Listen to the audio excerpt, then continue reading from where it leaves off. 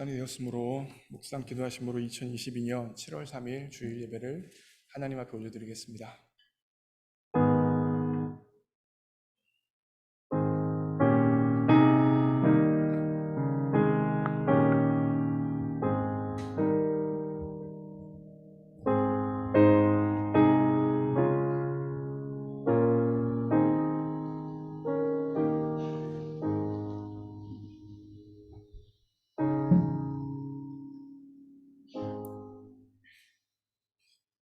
오라 우리가 여호와께 노래하며 우리의 구원의 반성을 향하여 즐거이 외치자.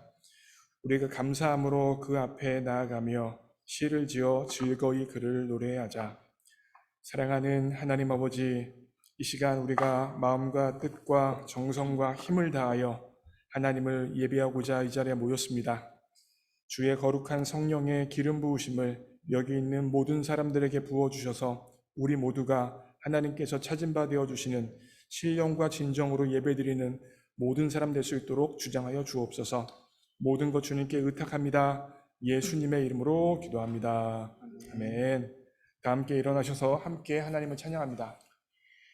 다 같이 기쁨으로 박수치며 찬양하시겠습니다.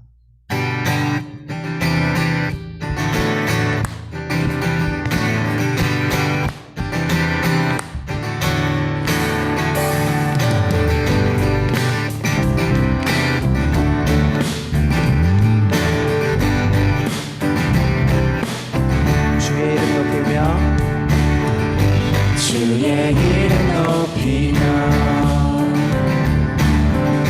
주를 찬양하나이다. 나를 구하러 오신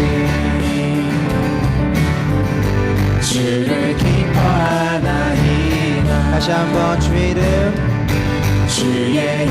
높이며 주를 찬양하나이다. 나를 구하러 오신 주를 기뻐하나이다.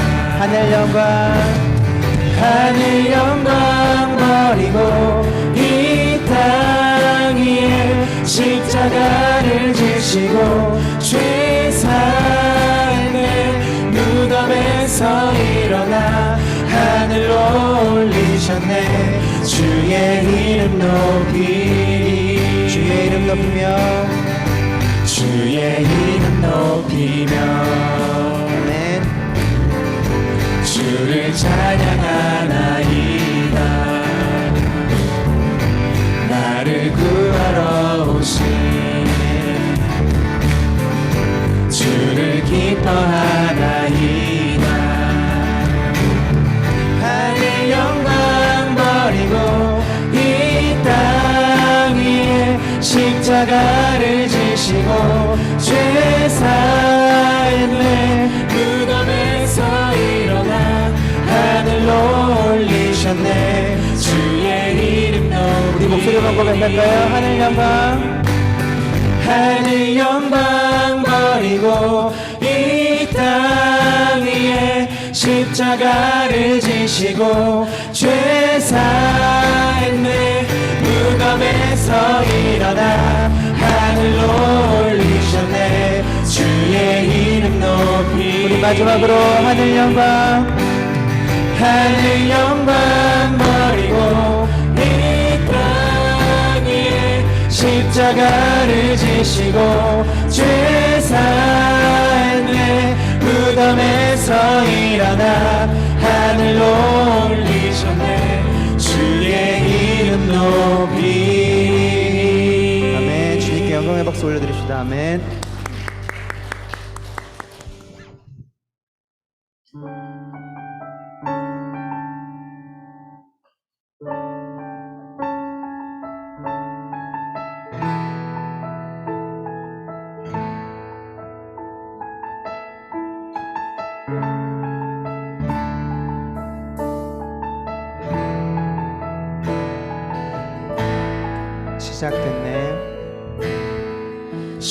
시작됐네. 우리 주님 주님의 능력이 나의 삶을 다스리고 새롭게 하네. 자유하네. 죄와 사망으로부터 나의 삶은 변하구나. 충만하네. 시작됐네. 우리 주님의 능력이 나의 삶을 다스리고 새롭게 하네. 자유하네. 죄와 사망으로부터 나의 삶은 변하구나. 충만하네. 은혜로다. 주의 은혜 한량없는 주의 은혜. 은혜로다. 주의 은혜 변함없는 신실하신 주의 은혜. 다시 한번 시작됐네.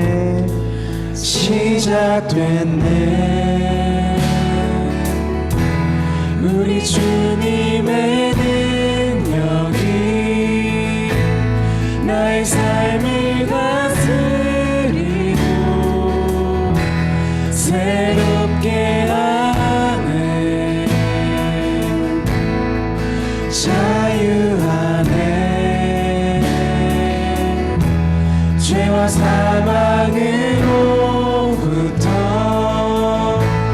나의 삶은 변하구나. 충만하네. 은혜로다. 은혜로다. 주의 은혜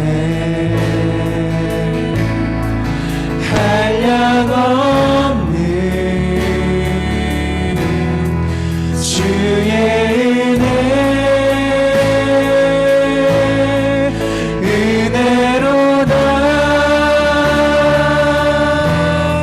주의 은혜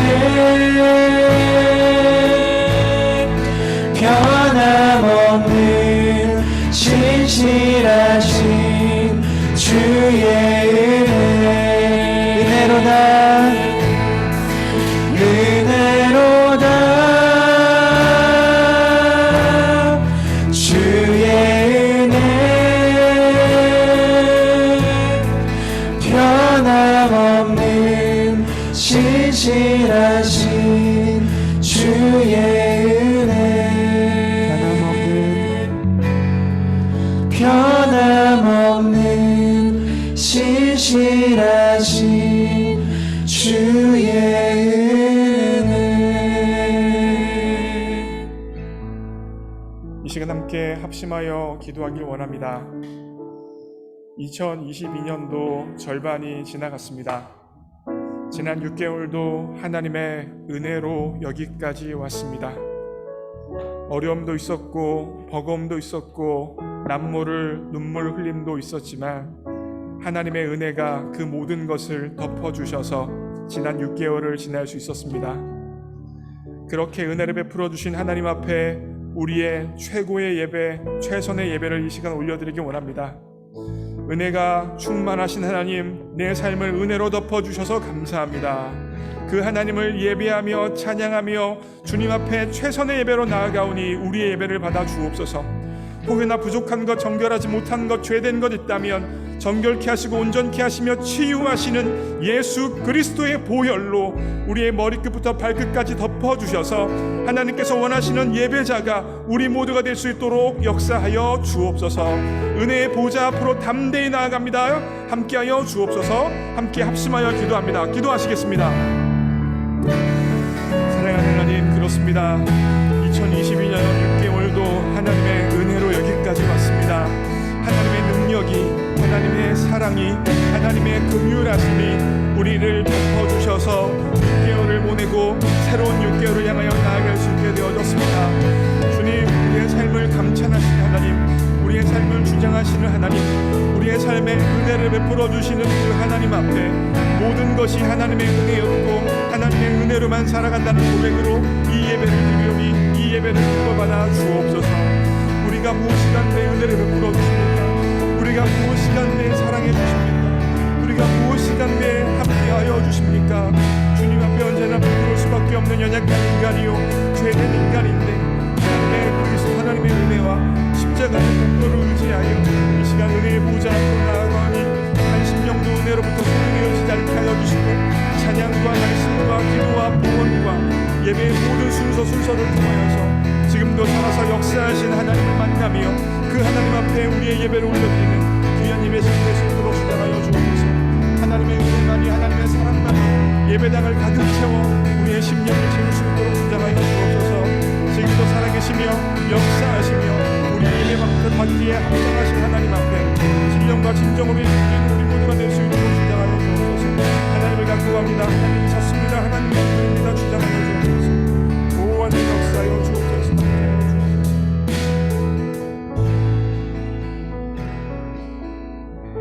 이 모든 말씀 우리 주 예수 그리스도 이름으로 기도합니다. 아멘. 사도신경으로 우리의 신앙을 고백합니다.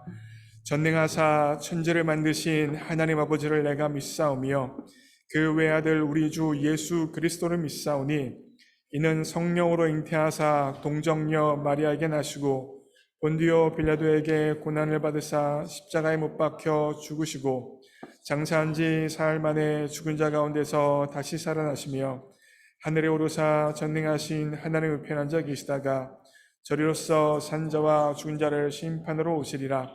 성령을 믿사오며 거룩한 공예와 성도가 서로 교통하는 것과 죄를 사하여 주시는 것과 몸이 다시 사는 것과 영원히 사는 것을 믿사옵나이다. 아멘. 자리에 앉으시겠습니다. 교동문 48번 시편 106편입니다. 교동문 48번 시편 106편 저와 여러분이 교독합니다. 제가 먼저 읽겠습니다. 여호와여, 주의 백성에게 베푸시는 은혜로 나를 기억하시며 주의 구원으로 나를 돌보사. 내가 주의 택하신 자가 형통함을 보고 주의 나라의 기쁨을 나누어 가지게 하사 주의 유산을 자랑하게 하소서. 우리가 우리의 조상들처럼 범죄하여 사악을 행하며 악을 지었나이다. 우리의 조상들이 애굽에 있을 때에 주의 기이한 일들을 깨닫지 못하며 주의 크신 인자를 기억하지 아니하고 바다 곧 홍해에서 거역하였나이다. 그러나 여호와께서는 자기의 이름을 위하여 그들을 구원하셨으니 그의 큰 권능을 만인이 알게 하려 하심이로다. 이에 홍해를 꾸지르시니 곧 마르니 그들을 인도하여 바다 건너기를 마치 광야를 지나감 같게 하사 그들을 그 미워하는 자의 손에서 구원하시며 그 원수의 손에서 구원하셨고 그들의 대적들은 물로 덮으심에 그들 중에서 하나도 살아남지 못하였도다. 이에 그들이 그의 말씀을 믿고 그를 찬양하는 노래를 불렀도다. 아멘. 이 시간 우리를 대표해서 진혜순 자매님 기도해 주시겠습니다.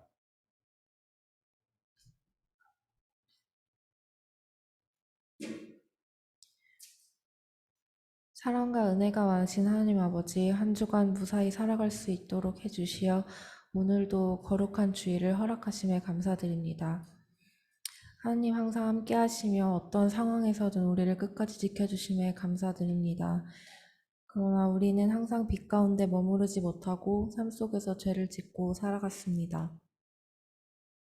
거친 파도와 풍랑을 만날 때마다 완전하신 하나님보다는 지금 당장 우리 손에 잡히는 불완전한 것에 의지하며 살았고, 무엇을 결정하기 이전에 하나님의 관점에서 생각하기보다는 나 자신의 이득에 쏠리기 일쑤였습니다.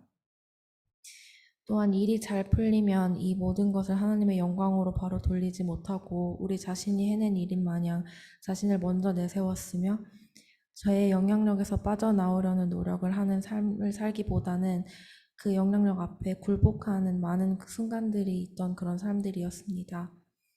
그러나 하나님, 지금 이 시간 이 모든 것을 앞에 고백하며 회개하길 원합니다. 우리의 무지에서 비롯된 교만과 가난한 마음을 불쌍히 여기시어 용서하여 주시옵소서. 그리고 지금 이 순간 죄의 고백으로만 끝나는 것이 아니라 결단과 실천으로 연결되는 참된 회개를 하길 원하오니 우리를 인도하여 주시옵고, 성령님의 능력을 부어주셔서 우리가 죄의 영향력에서 점점 멀어질 수 있도록 도와주시옵소서. 이 시간 주님의 몸된 교회를 위해 기도합니다. 성도가 서로 교통함에 있어 무례하지 않고 남을 나보다 낮게 여기지 않으며 정죄하지 않고 예수님의 마음으로 서로를 사랑하고 높이고 섬기며 포용할 수 있도록 도와주시옵소서. 그리하여 사랑이 넘치는 교회가 다 될 수 있도록 도와주시옵소서. 서로가 서로를 굽어 살피며 선한 영향력으로 더욱더 단단해지는 그런 믿음의 동역자가 다 될 수 있도록 저희를 인도해 주시옵소서. 보이지 않는 섬김의 손길들을 위해 기도합니다. 하나님의 나라를 위하여, 교회와 예배를 위하여 섬기는 귀한 손길들이 참으로 많습니다. 때로는 쉽게 상처받고 쉽게 시험에 드는 등 크고 작은 많은 어려움들이 있지만 하나님께서 기뻐하실 일, 하나님께 영광 돌리는 일 하나만 생각하며 다 이겨내고 나아가길 원하오니 주님, 그 손길 하나하나를 다 기억해 주시옵고 더 큰 은혜와 복을 내려 주시옵소서. 지금 이곳 블루밍턴의 하나님의 잃어버린 양들을 위해 기도합니다. 내가 짓고 있는 죄들 때문에, 반복되는 신앙의 좌절 때문에 교회의 문턱이 너무 높게 느껴져 더 이상 빛 가운데 나올 수 없는 자들이 있습니다. 교회는 죄 없는 깨끗한 자들만 다니는 것이 아니라 인간된 우리는 모두 연약하고 모두가 죄인이라는 사실을 다시금 모두에게 심어주시옵소서.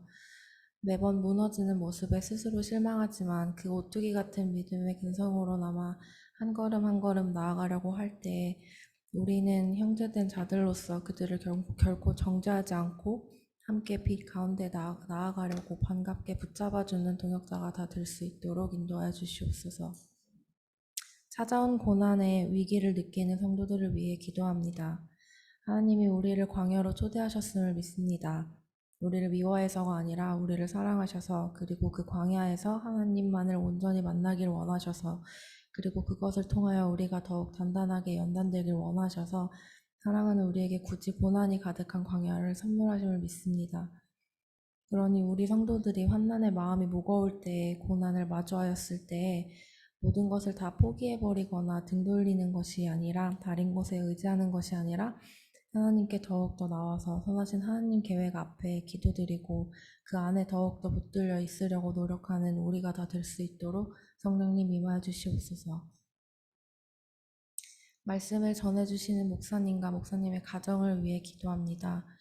육체 강건함을 허락하시어 사역하시는 데 힘겨움 없도록 능력에 능력을 더 더하여 주시옵소서. 특히 목회자와 그 가정이라는 자리에서 오는 그들의 어려움과 고충을 불쌍히 여기시어 그 누구보다도 더 큰 은혜와 더 큰 위로, 더 큰 힘을 선사해 주시옵소서.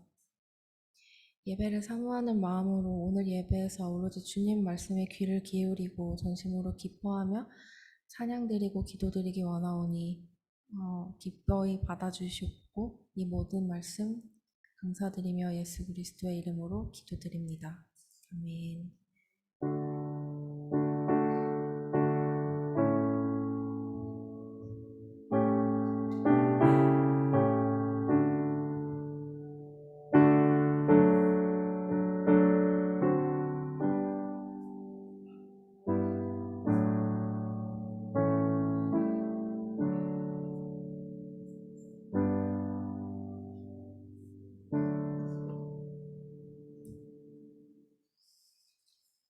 오늘 주실 하나님 말씀은 사무엘상 12장 20절부터 25절 말씀입니다. 다 함께 일어나시겠습니다. 사무엘상 12장 20절부터 25절까지 말씀, 저와 여러분들이 교독으로 읽습니다. 제가 먼저 읽겠습니다. 사무엘이 백성에게 이르되 두려워하지 말라. 너희가 과연 이 모든 악을 행하였으나 여호와를 따르는 데에서 돌아서지 말고 오직 너희의 마음을 다하여 여호와를 섬기라. 돌이켜 유익하게도 못하며 구원하지도 못하는 헛된 것을 쫓지 말라. 그들은 헛되니라. 여호와께서는 너희를 자기 백성으로 삼으신 것을 기뻐하셨으므로 여호와께서는 그 크신 이름을 위하여서라도 자기 백성을 버리지 아니하실 것이요 나는 너희를 위하여 기도하기를 쉬는 죄를 여호와 앞에 결단코 범치 아니하고 선하고 이로운 도로 너희를 가르칠 것인즉 너희는 여호와께서 너희를 위하여 행하신 그 큰 일을 생각하여 오직 그를 경외하며 너희의 마음을 다하여 진실이 섬기라. 만일 너희가 여전히 악을 행하면 너희와 너희 왕이 다 멸망하리라. 아멘. 자리에 앉으시겠습니다. 오늘은 사무엘상 12장 20절부터 25절을 본문으로 은혜가 풍성한 하나님이라는 제목으로 하나님의 말씀을 전하겠습니다. 저는 6월 20일부터 7월 1일까지 휴가를 잘 마치고 지난 금요일 저녁에 무사히 복귀했습니다. 우선 휴가에서 돌아왔으니까 갔다 온 인사를 좀 드려야겠는데요. 제가 휴가를 잘 지낼 수 있도록 도와주시고 후원해 주신 모든 교회 성도님들과 하나님 앞에 감사를 드립니다. 휴가 간 덕분에 안성윤 목사가 제가 참 좋아하는 제 아내와 희찬이 희주와 함께 웃고 먹고 놀며 지낼 수 있었습니다. 특별히 이번 휴가의 테마는 극기훈련과 추억여행이었어요.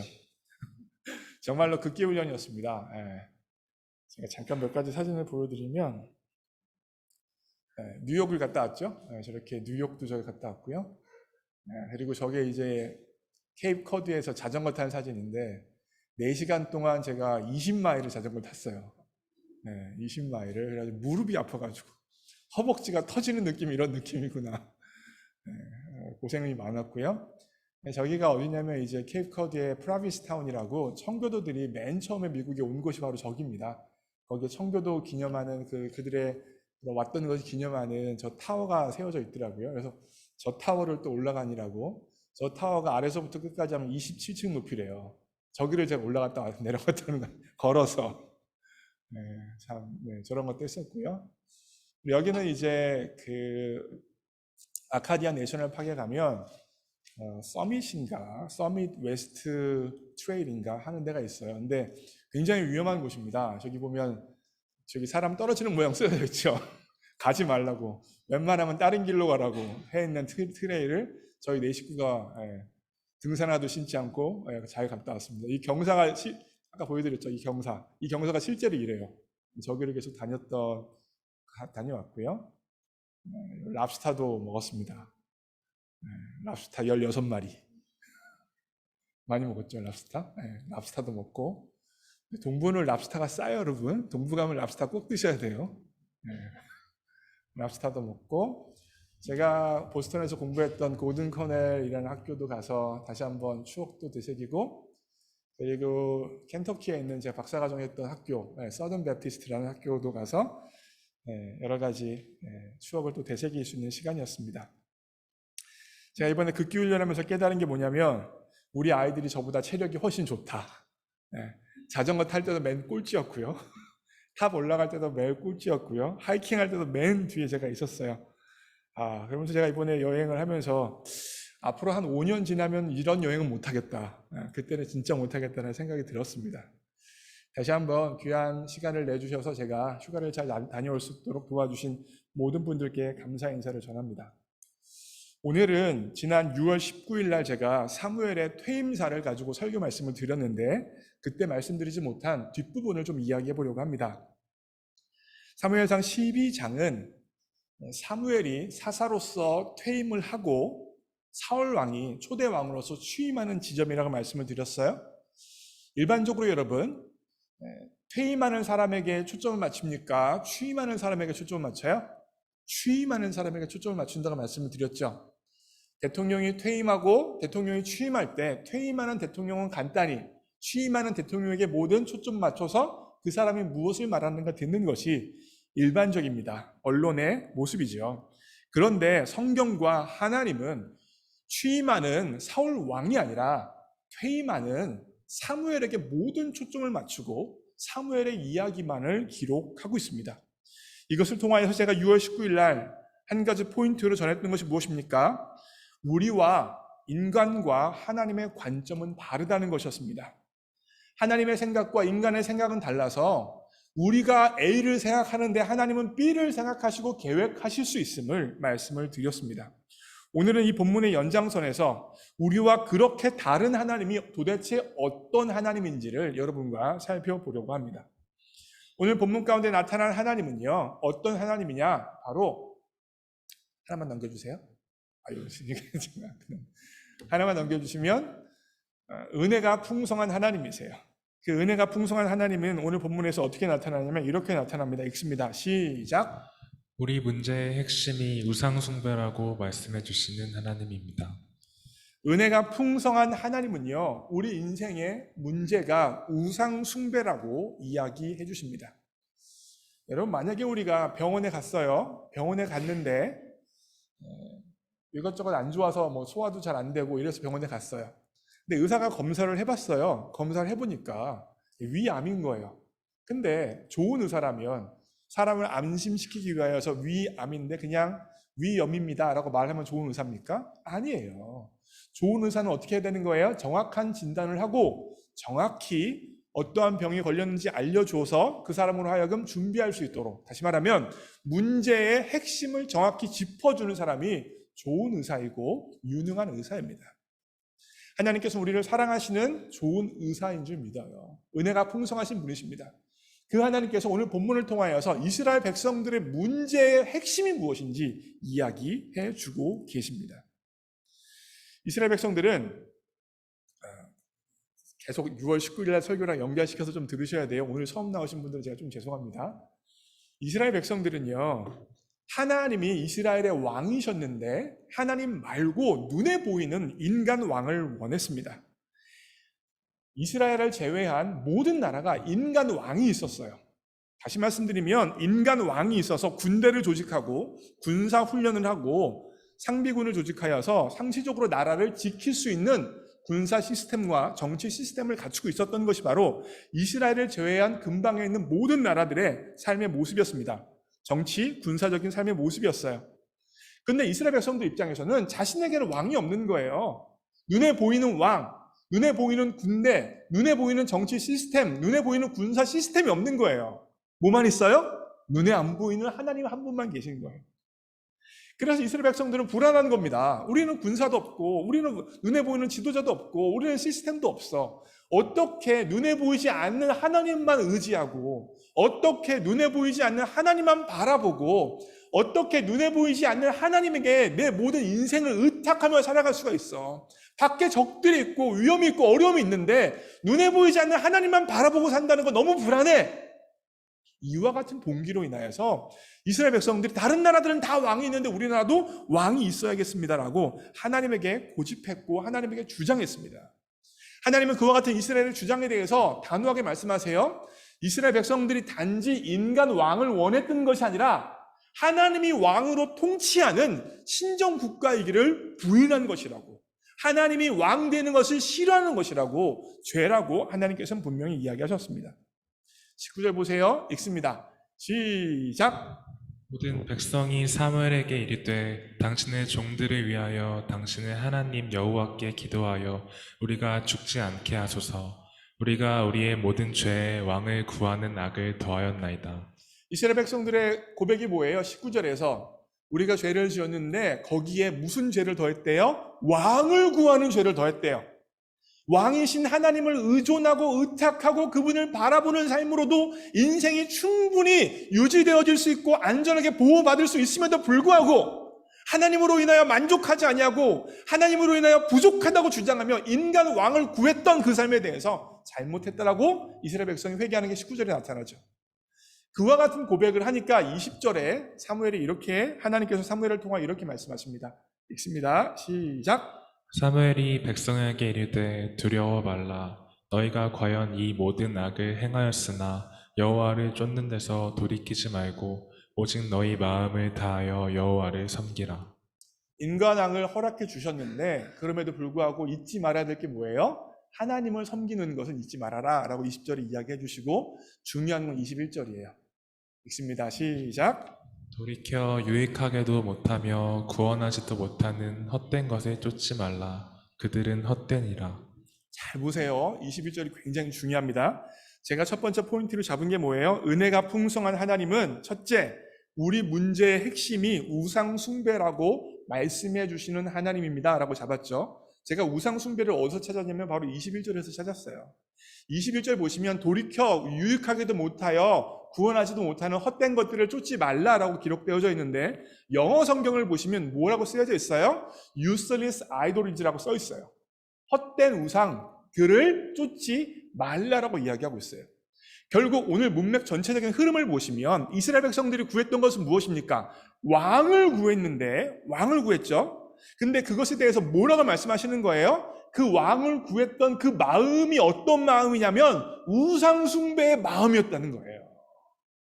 우상 숭배를 하는 마음이 왕을 구하는 마음으로 구체적인 삶의 현실로 나타났다는 것입니다. 이것이 바로 하나님께서 사무엘을 통하여서 이스라엘 백성들의 문제의 핵심을 지적해 주신 것입니다. 이스라엘 백성들은 단지 왕을 구한 게 아닙니다. 단지 안정을 구한 게 아닙니다.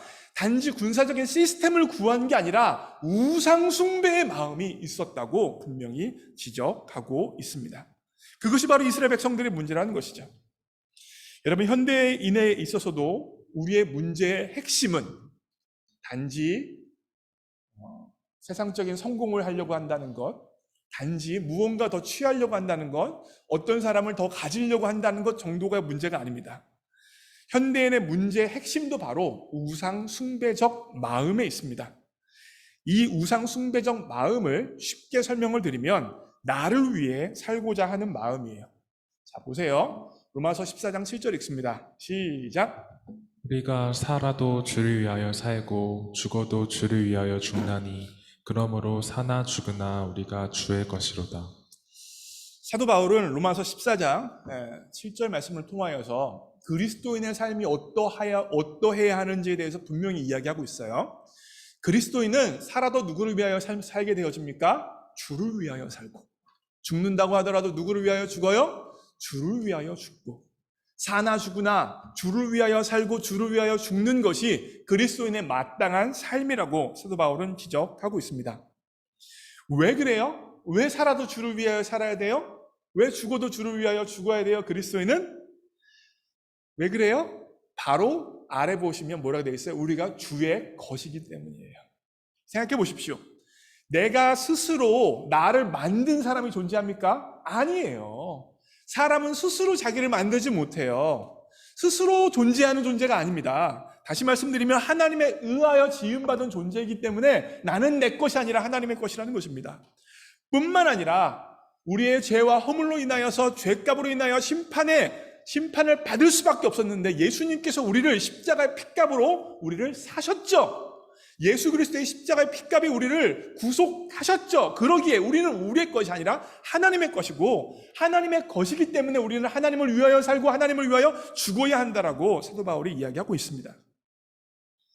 그런데 우리는 우리를 위하여, 그런데 우리는 주를 위하여 살아야 함에도 불구하고 나를 위하여 살고 나를 위하여 뭔가 하는 것이 우리의 마음을 움직이고 우리를 움직이는 동기가 되어진다는 것입니다. 무슨 말이냐면 현대인이 가지고 있는 우상 숭배는 다른 형식으로 나타나는 게 아니에요. 어떤 불신상에 가서 절을 하고 죽은 사람에게 절을 하고 이런 모습으로 나타나는 것이 아니라 나를 위해 살아가는 모습으로 나타나요. 그게 바로 우상 숭배의 핵심이에요.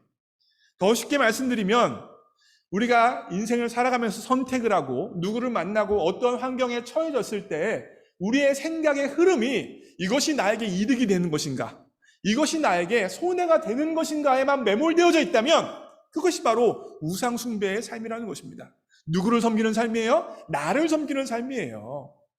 결국 현대인이 가지고 있는 우상 숭배란 다른 신상에게 절하는 것이 아니라 나를 섬기는 것, 나를 하나님으로 받드는 것, 나를 예배하는 것이 바로 우상 숭배의 모습이라는 것입니다. 지난 일주일의 삶을 한번 생각해 보길 원합니다. 우리가 만나는 사람, 우리가 처한 환경, 관계, 우리의 미래 가운데 내가 생각하고 행동하는 기준과 동기가 무엇입니까? 내가 하고 싶은 것, 내가 원하는 것, 나에게 이득이 되는 것만 생각하고 있다면 우리는 신상에게 절은 하고 있지 않지만 우상숭배의 마음을 가지고 나를 섬기는 우상숭배를 하며 살아가는 것과 동일합니다. 그리스도인은 나를 위하여 살고 나를 위하여 죽는 존재가 아니라 주님을 위하여 살고 주님을 위하여 죽는 존재이기 때문입니다. 그러하기에 그리스도인의 삶에서 나타나야 하는 끊임없는 질문은 무엇입니까? 주님이 원하시는 것이 무엇인가? 주님이 바라시는 것은 무엇인가?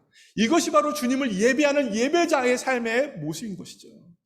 어떻게 하면 주님을 기쁘게 해드릴 수 있을 것인가? 주님이 바라시는 것을 따라가며 살 수 있을 것인가? 주님이 뜻하시는 바가 무엇인가가 바로 우상 숭배자가 아니라 예배자, 하나님을 예배하는 예배자로서의 동기요, 행동이요, 삶의 모습이라는 것입니다. 지난 일주일 동안 우리의 삶의 자리는 어땠습니까? 우리의 생각의 흐름은 어땠습니까? 우리의 감정의 모습은 어땠습니까? 내가 원하고 내가 바라고 내가 하고 싶은 것에 매몰되어져 있었습니까? 아니면 하나님이 원하시는 것은 무엇인가? 하나님이 바라시는 것은 무엇인가? 하나님의 뜻하시는 것이 무엇인가? 하나님이 날 통해서 하기를 원하시는 것이 무엇인가? 이렇게 나아가는 삶을 사셨습니다.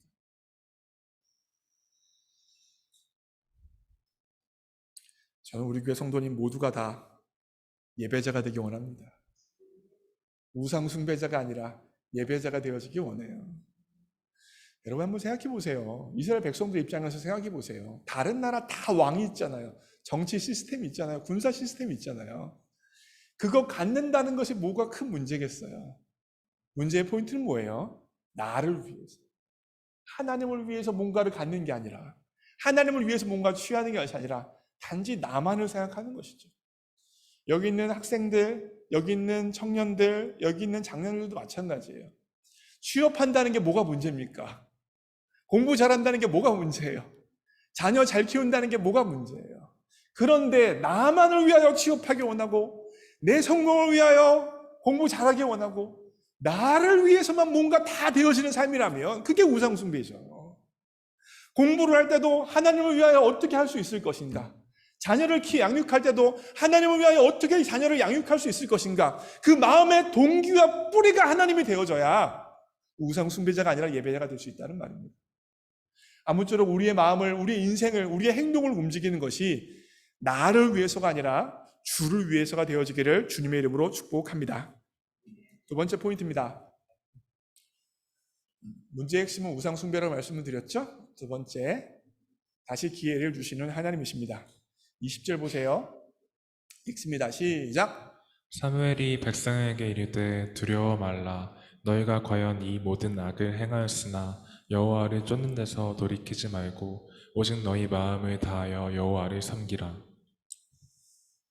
우상 숭배하는 이스라엘 백성들을 향하여서 하나님께서 사무엘을 통하여서 다시 뭐라고 말씀해 주세요? 마지막 부분 보시면 마음을 다하여 너희를 섬기지 말고 나 여호와를 섬겨라. 나를 예배해라 라고 다시 기회를 주시죠. 그냥 쳐버리는 게 아니라 하나님이 기회를 주신다는 건 22절에 더 잘 나타나요. 읽습니다. 시작. 여호와께서는 너희로 자기 백성 삼으신 것을 기뻐하신 고로 그 크신 이름을 인하여 자기 백성을 버리지 아니하실 것이요. 하나님께서 뭘 안 하신대요? 자신의 백성을 뭐 하지 않으신대요? 버리지 않으신대요.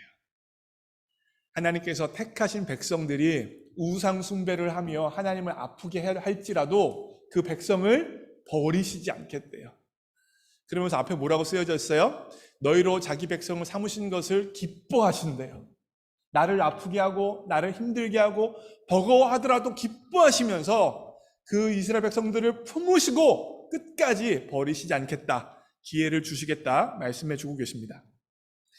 여러분, 부부 간의 사랑과 부모와 자녀 간의 사랑의 차이점을 아십니까? 굉장히 중요한 질문입니다. 제가 결혼 예비학교 할 때 꼭 신랑 신부에게 하는 말이 있어요. 그런 일이 있으면 안 되지만 신부가 신랑 측 부모님과 사이가 안 좋습니다. 갈등이 너무 심해요. 그래서 신랑이 신부와 자신의 부모님을 선택할 수밖에 없는 그런 극단적인 케이스에 처해 있다고 한번 가정 한번 해보세요. 그럴 때 신랑은, 남자는 누구 편 들어야 됩니까? 자기 부모님 편 들어야 돼요? 와이프 편 들어야 돼요? 누구 편 들어야 되죠?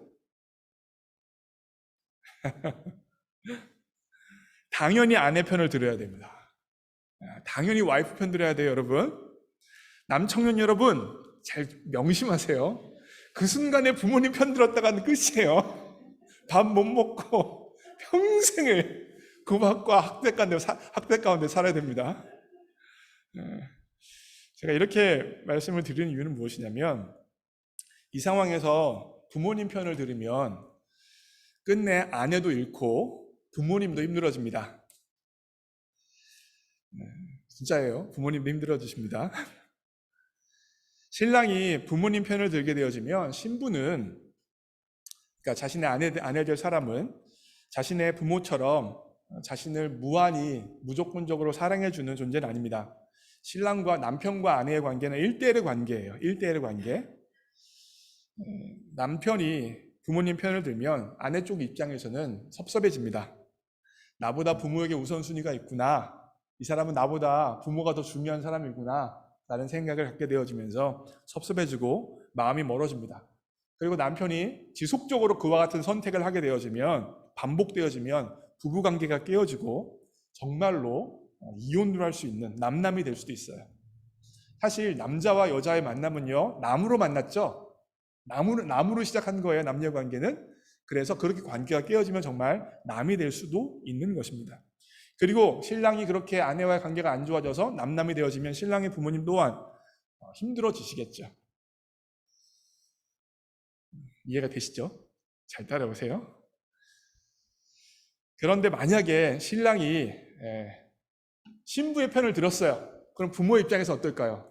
내가 지금까지 너를 어떻게 키웠는데 서운해하실 수도 있죠. 부모님들 입장에서는 서운해하시고 섭섭해하실 수도 있어요. 그러나 부모님이 신랑보다, 그러니까 자신의 자녀들에게 있어서 한 발짝 멀리 물러나 주십니다. 그럼에도 불구하고 부모님들은 자녀를 무한히 사랑하고 자녀가 행복하기를 무한히 원하는 존재가 바로 부모라는 존재예요. 그래서 이 부모와 자식의 관계는 깨어지지 않아요.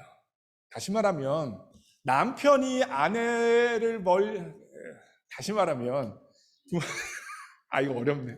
제 설교를 매주 우리 어머니 아버지가 보셔가지고 이거 하려니까 좀 더 어려운 것 같아요. 제 마음이.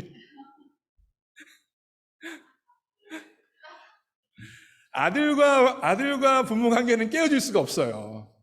부모는 자녀를 포기 못합니다. 아무리 자녀가 자기를 섭섭하게 하고 자기를 선택하지 않고 자기를 지지해주지 않더라도 부모는 자녀를 포기하지 못해요. 그러나 아내는 남편을 포기할 수 있어요. 진짜예요. 그래서 형제 여러분, 무조건 와이프 편 들어야 가정의 질서가 잡히고 편안해집니다. 그래요, 엄마 아빠. 부모라는 사람은 끝까지 자신의 행복이 아니라 자녀의 행복을 위하여 존재하는 사람입니다. 저는 이와 같은 부모의 마음이 바로 하나님 아버지의 마음의 투사라고 생각합니다. 우리와 하나님과의 관계가 부부관계라면 하나님 쪽에서는 끊어버릴 수 있어요. 그렇죠? 부부관계라면 하나님 쪽에서는 너 또 우상숭배했어? 너 또 그러니? 너 또 잘못했어? 어떻게 계속 그러니? 그 모양이니? 라고 만약에 단지 부부관계라면 하나님 쪽에서는 끊어버릴 수가 있어요. 우리 이제 도장 찍자 할 수도 있습니다.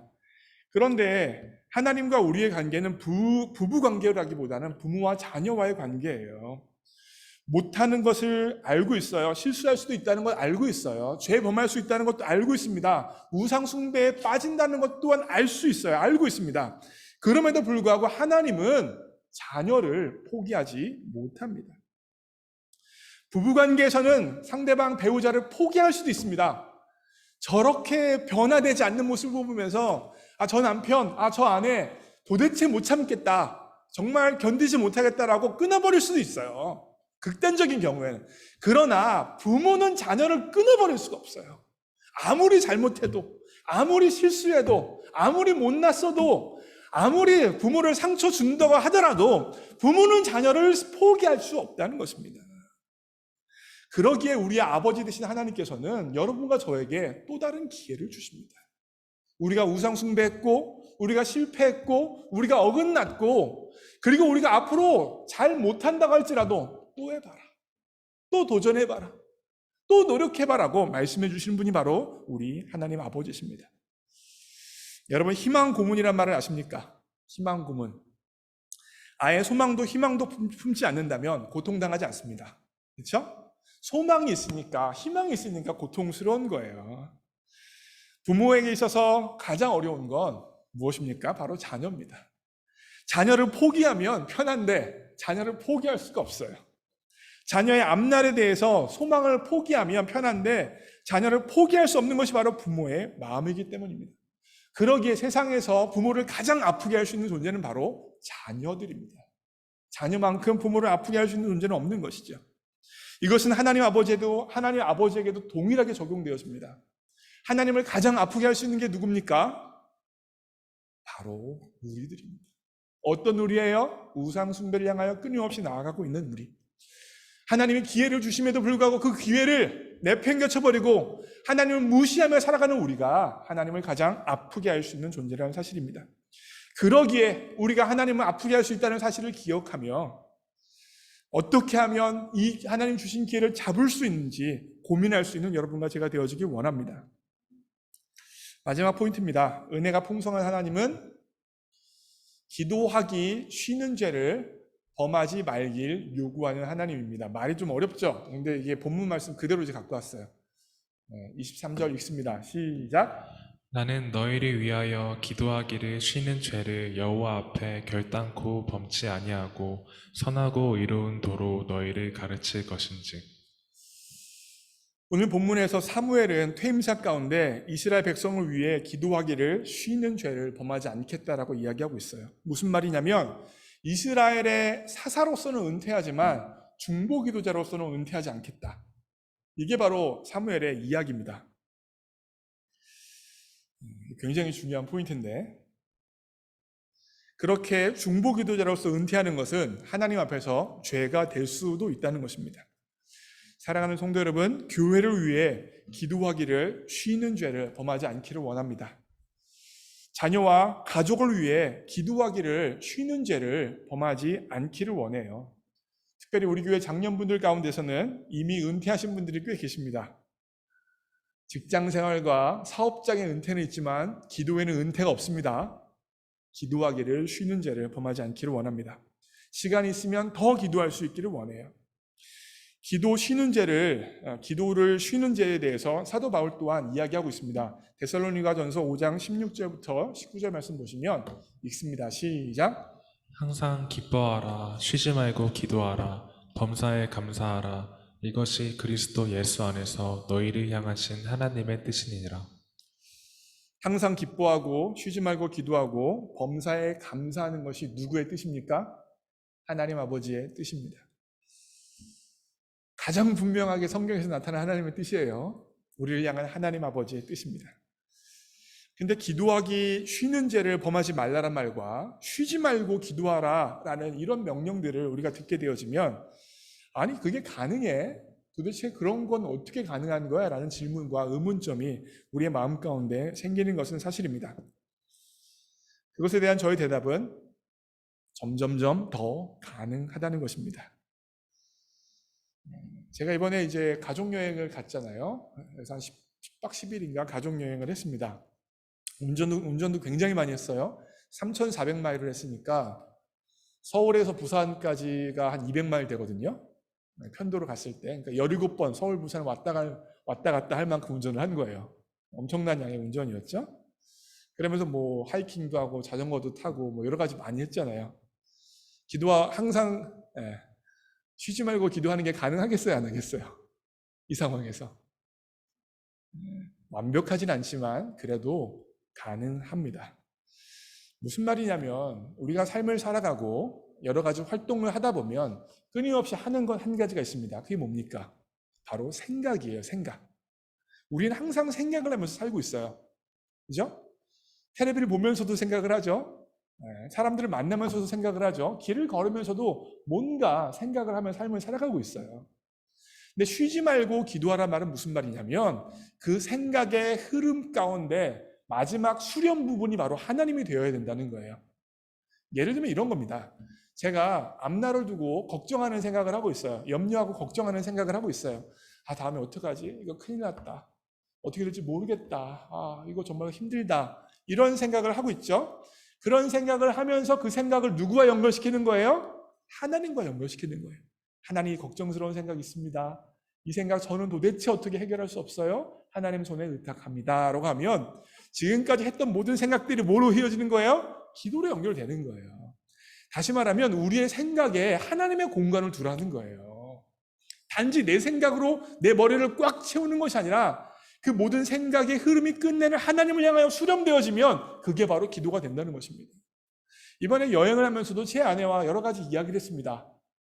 또한 우리 교회 성도님들의 삶에 대해서 안타까운 부분에 대해서 이야기했어요. 그러면 그와 같은 이야기의 흐름의 끝은 무엇입니까? 하나님 그 성도에게 은혜를 베풀어 주옵소서. 그 성도를 그 부분에서 돌봐 주옵소서. 하나님 그 부분에 인도하여 주옵소서라고 그 모든 생각과 그 모든 말들을 결과적으로 하나님께 연결시키는 겁니다. 그게 바로 쉬지 말고 기도하는 삶이에요. 물론 시간과 장소를 정하여서 하나님 앞에 기도하는 삶 중요합니다. 그러나 우리의 삶의 자리에서 우리가 하는 생각들의 모든 흐름들을 하나님을 향하여 가게 되어진다면 그것이 바로 쉬지 말고 기도하는 삶이 되어질 수 있습니다. 그리고 그와 같은 기도를 통하여서 내 삶이 내 능력과 내 힘으로 되어지는 것이 아니라 하나님의 은혜에 의존되어져 있음을 인정하는 것입니다. 내 자녀 또한 내 능력으로 키우는 것이 아니라 하나님께서 키워주신다는 것을 고백하는 거예요. 내 미래가 나의 노력에 달린 것이 아니라 하나님의 역사에 달려있다는 것을 시인하는 것이죠. 생각의 흐름을 하나님으로 잡는다면 이와 같은 인정, 고백, 시인이 나타나게 되어지고 결과적으로 기도가 될 수 있다는 것입니다. 오늘 설교를 마무리합니다. 오늘 제가 설교 제목을 은혜가 풍성한 하나님이라고 잡았습니다.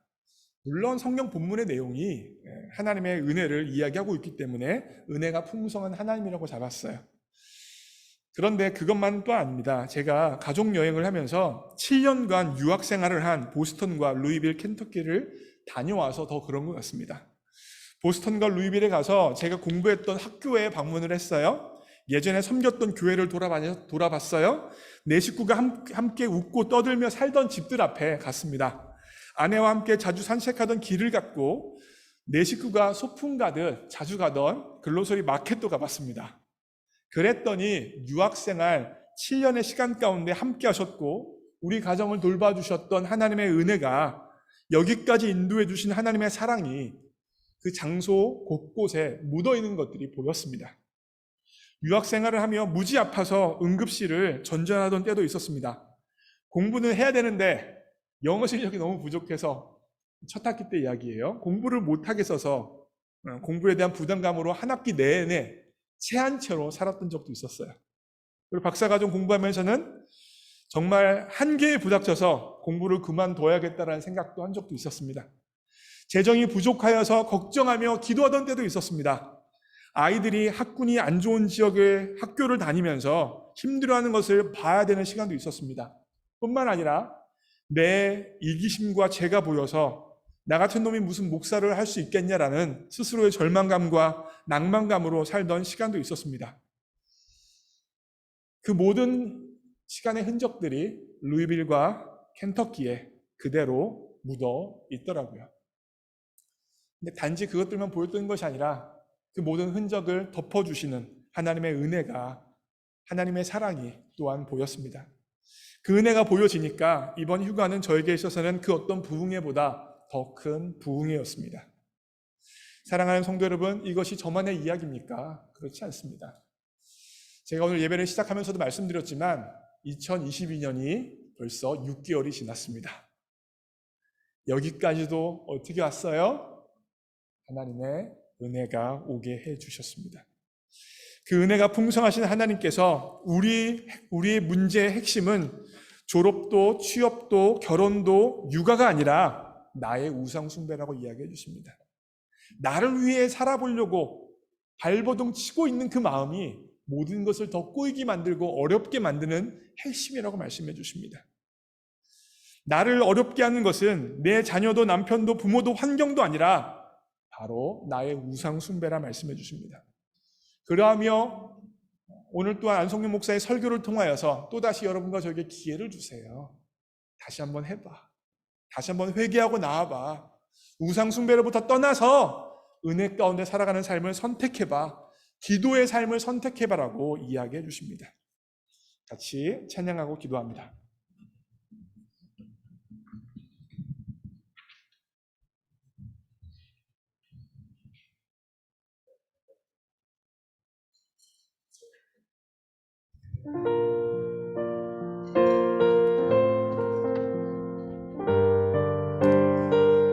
중심을 다해서 고백합니다. 내가 누려왔던 모든 것들이 내가 누려왔던 모든 것들이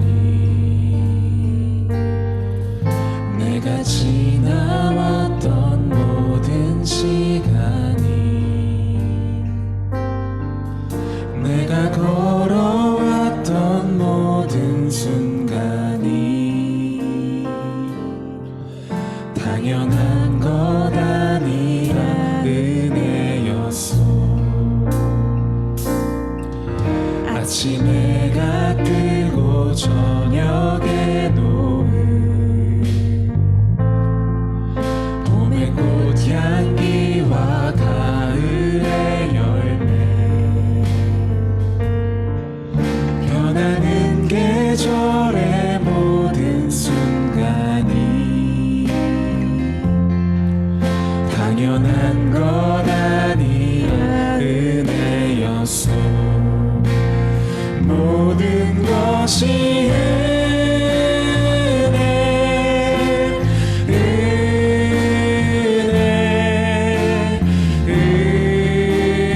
은혜, 한없는 은혜.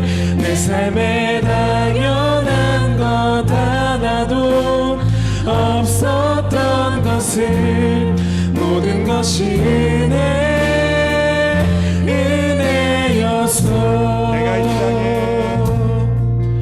내가 이 땅에 태어나 사는 것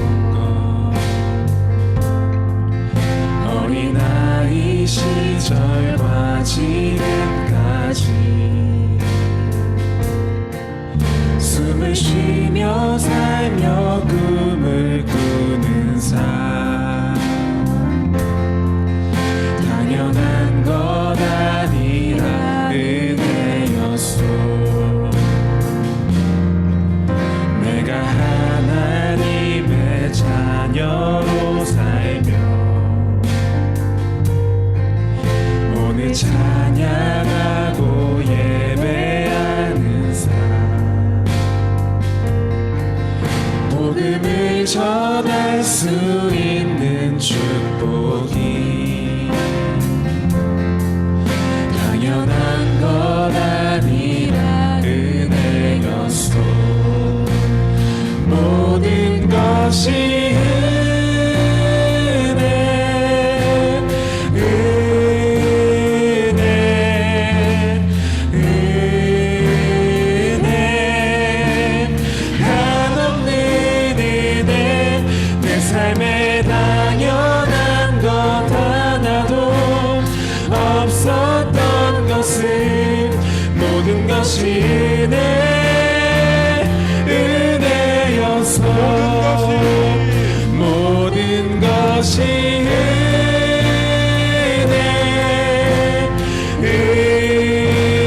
은혜, 은혜, 한없는 은혜. 내 삶에 당연한 것 하나도 없어. 것을 모든 것이 내 마지막으로 고백합니다. 모든 것이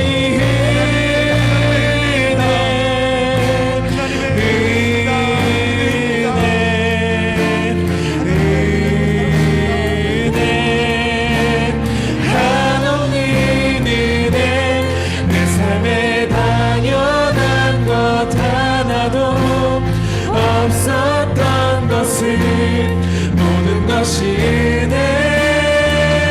은혜였어. 이 시간 함께 합심하여 기도하기를 원합니다. 우리 인생의 문제의 핵심은 내 남편도 아내도 자녀도 취업도 학점도 다른 어떤 것이 아니라 바로 내가 나를 위해 살려고 하는 우상숭배적 마음이 있습니다.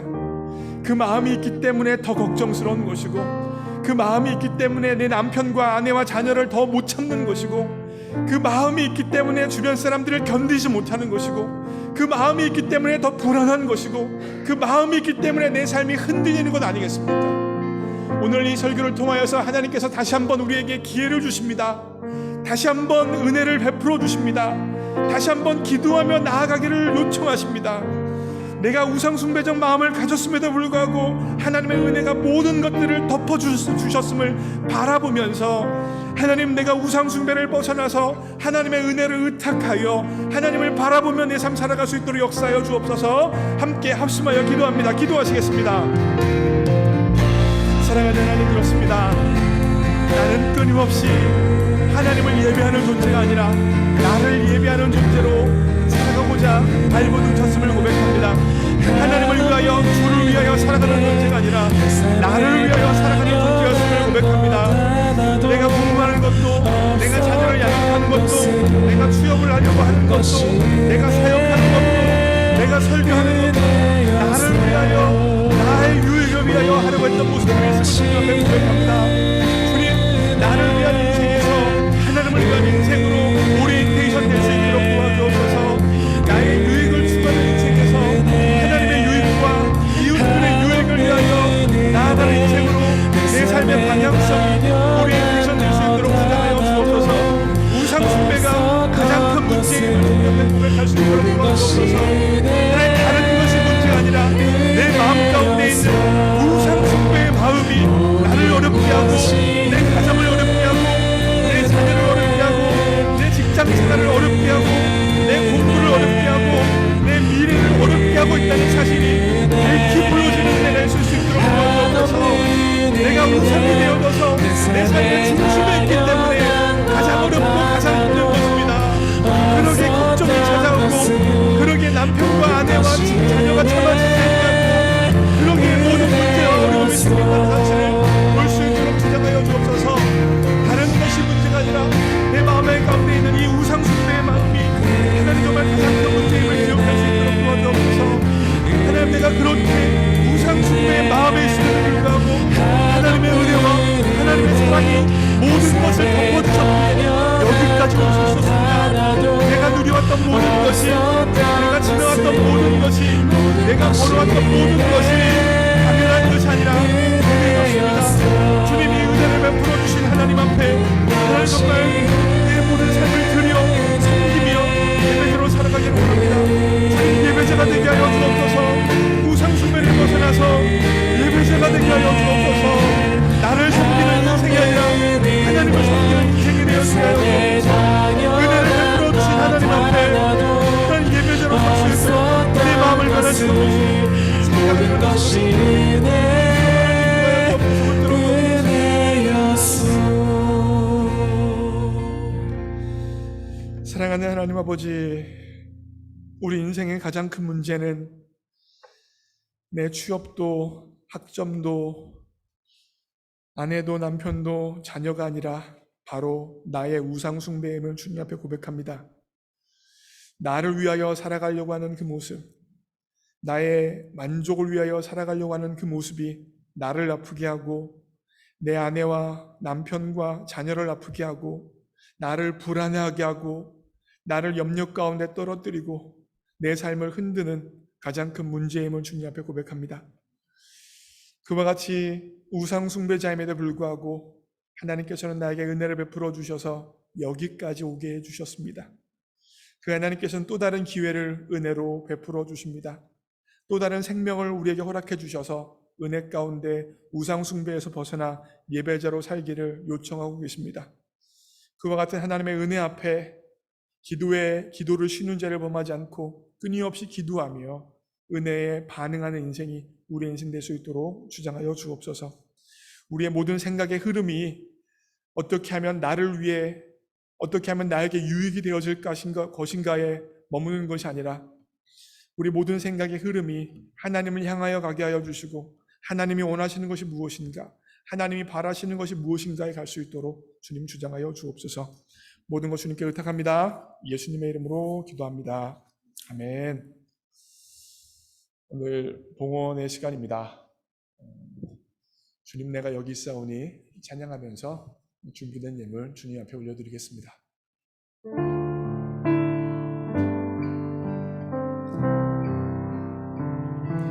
주님 내가 여기 있사오니 나를 보내소서. 나의 맘 나의 몸 주께 드리오니 주 받으옵소서.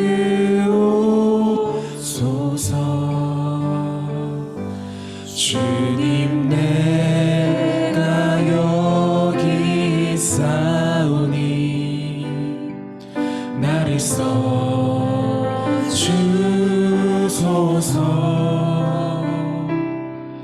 가진 것 모두 다 주께 드리오니 주 받으옵소서.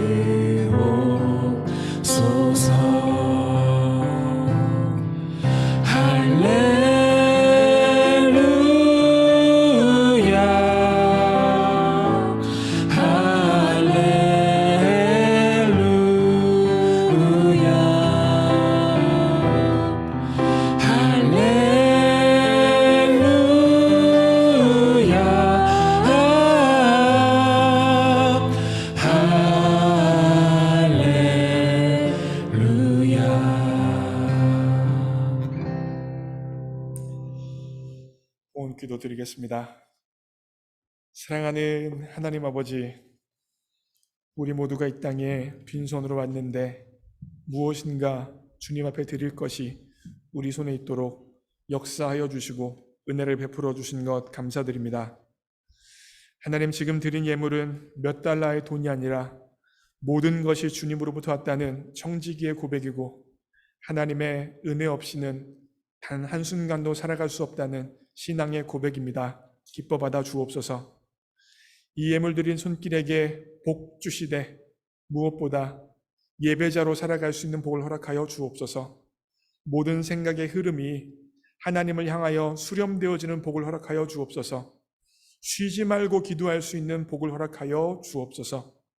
또한 물질의 복도 허락해 주셔서 일평생 살아가면서 꾸는 인생 살아가지 않게 하여 주시고 주님이 주신 물질을 가지고 하나님과 세상을 마음껏 섬길 수 있는 물질의 복을 더하여 주옵소서. 하나님, 우리 교회에 사람들이 볼 수 없는 곳에서 자신의 시간과 재정과 에너지와 모든 것을 들여 섬기는 손길들이 참으로 많습니다. 사람들은 보지 못하지만 하나님은 불꽃 같은 눈으로 보고 계시오니 하나님, 그분들에게 하나님께서만 허락하실 수 있는 기쁨과 평강을 허락하여 주시되 무엇보다 그분들의 섬김이 천국에서 해같이 빛나도록 일하여 주옵소서. 모든 것 주님께 의탁합니다. 예수님의 이름으로 기도합니다. 아멘. 오늘 교회에 새로 나오신 분이 계십니다. 우리 서재원 형제님이신데요. 우리 바이올린 전공으로 오신 것 같아요. 일어나실 때 박수로 환영하겠습니다. 네, 저기 오셨네요. 네, 잘하셨습니다. 그리고 우리 권예리 자매님께서 오셨습니다. 여기 가운데 잠시 방문하셨어요. 네, 박수로 환영하겠습니다. 네. 그리고 예전에 우리 교회에서 예배부를 섬기셨던 장원준 형제님이 지금 알라바마 계신데 오셨다고 합니다. 뒤에 오셨네요, 저기. 네, 박수로 환영합니다. 네, 환영합니다.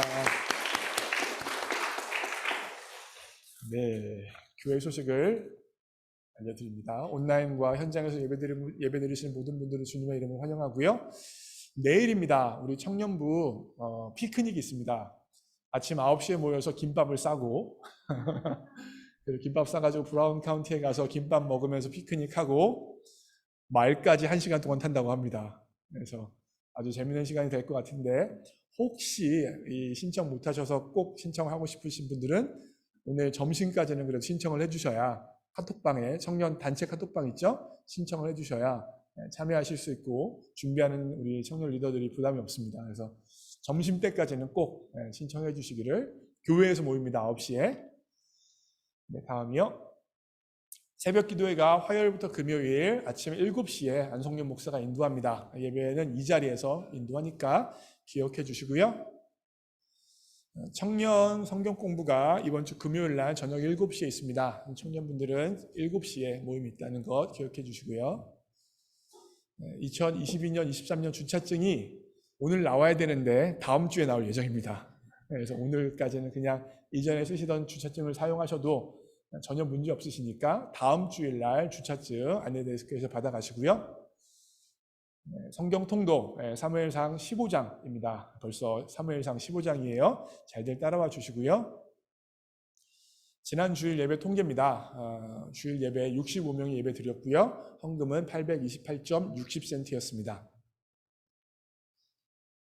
우리 교회 성도님, 우리 김혜신 집사님의 건강 회복을 위해서, 김양자 권사님을 위해서 계속해서 기도해 주시고요. 네, 오늘 제단 헌화는 우리 강민기 형제, 우리 강희준 박영화 권사님 아드님이시죠? 제 생각에는 아마 생일을 맞이해서 하신 것 같아요. 그죠? 네, 제단 헌화 하셨고요. 다음 주일날 대표 기도는 우리 정국진 형제가 대표 기도하겠습니다. 그러면 다 함께 일어나셔서 폐송 찬양하고 축도함으로 예배를 마칩니다.